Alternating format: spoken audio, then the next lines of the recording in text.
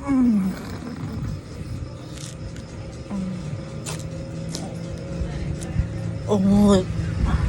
នេះខ្ញុំសម្រាប់ចិត្តដ៏ធំមួយក្នុងឆាកជីវិតរបស់ខ្ញុំទៅកន្លែងជាងកាត់សក់ដែលគាត់មានសេវាកម្ម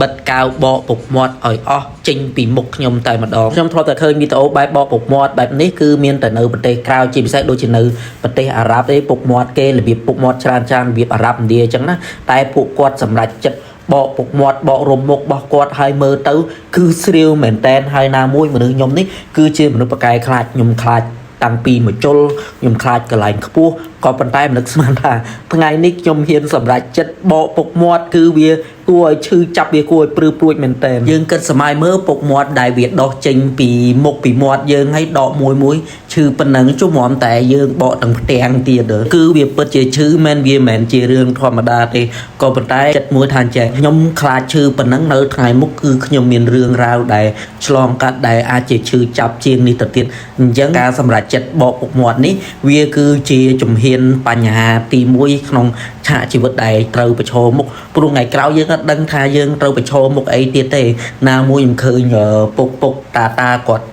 ចាស់ទៅគាត់អង្គុយដកពុកមាត់មួយគឺមើលទៅគួរឲ្យរំខានមែនតែនហើយពុកមាត់នេះនិយាយទៅគឺមនុស្សខ្ញុំក៏ស្រឡាញ់ពុកមាត់ដែរក៏ប៉ុន្តែខ្ញុំសម្រេចចិត្តដកវាចោលព្រោះអីវារំខានមែនតែយើងរបៀបចាស់ហើយអត់មានពេលមើលថែវាអញ្ចឹងទៅវាបដាលឲ្យវាដោះមកវាចាក់មុខចាក់មាត់យើងលមាស់ណាមួយមើលទៅមុខយើងពេលមានពុកមាត់ទៅអត់ស្រស់បោះអញ្ចឹងក៏ខ្ញុំសម្រេចចិត្តរកកន្លែងជាងកាត់សក់ហ្នឹងដើម្បីបកពុកមាត់ចេញតែម្ដងហើយចិត្តមួយទៀតខ្ញុំគិតថាអញ្ចេះយើងគ្រាន់បកពុកមាត់អញ្ចឹងយើងខ្លាចឈឺចាប់ឈឺអីអញ្ចឹងជុំហ្មងតាមនុស្សស្រីគ្នាស៊ូទ្រាំនឹងការឈឺចាប់ដើម្បីកែសម្ផស្សដើម្បី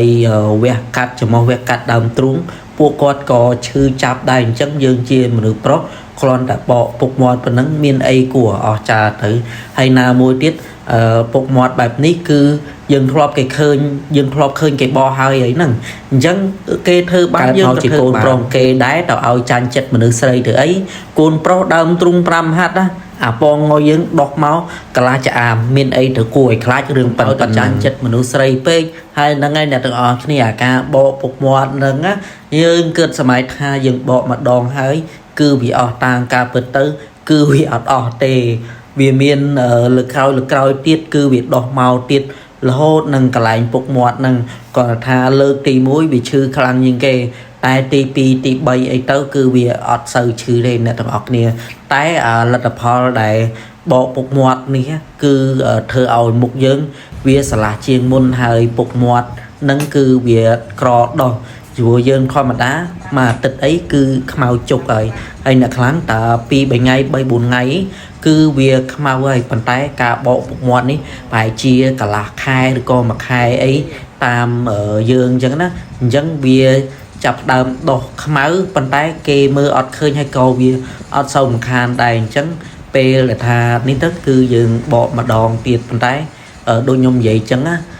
លើកទី1ឈឺខ្លាំងលើកទី2ទី3ទី4អីក៏អត់សូវឈឺដែរវាតាមលំដាប់ណា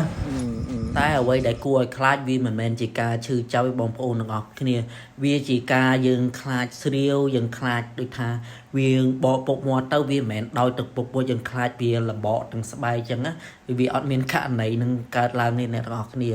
តែថាឲ្យឈឺគឺឈឺពិតមែនមើលតែកន្លែងពុកមាត់ខ្ញុំនេះគឺចេញមកឈាមរឹមអញ្ចឹងណាបកពុកមាត់មកភ្លាមមើលឈាមមិនបែកនេះឈាមនេះមិនគូអត់មានអីលាបទេលាបនេះម៉ាននេះបានវាដោះវិញ